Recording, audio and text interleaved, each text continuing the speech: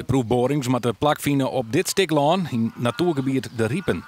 Het is correct voor een pad op een nij inrichten als compensatie voor het iepenjen van het Polderhoofdkanaal. Voor het actiecomité is Boarien hier uitsletten. Wij vrezen met grote vrezen voor de effecten hier op het drinkwater.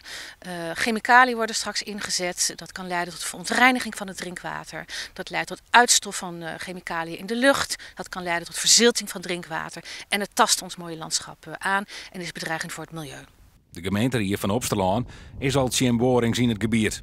En ook de provincie zocht het net zitten. Zij kennen het familie tegen zwiermeidje. Maar het ministerie van Economische Zaken die beslist. En daarom is het actiecomité er net gereisd op dat de borings er net komen. De proefboring, daar ligt een vergunning voor van het ministerie van Economische Zaken. Daar heeft de gemeente niet aan meegewerkt. Ze hebben geen ontheffing verleend op het bestemmingsplan. Die ontheffing is nodig om tot uitvoering over te gaan.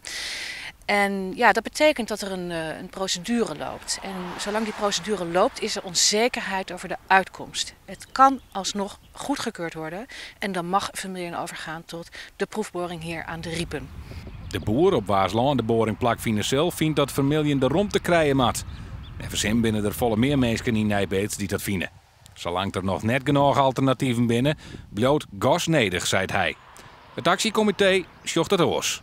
In plaats van nu weer miljoenen hier in de grond te pompen om hier weer een nieuwe installatie voor proefboren en straks wellicht gaswinning neer te zetten, doe dat niet. Ons advies is, richt je nou juist op de toekomst en ga voor duurzame energie en zet daar dan wat meer druk op om die verandering met elkaar door te maken.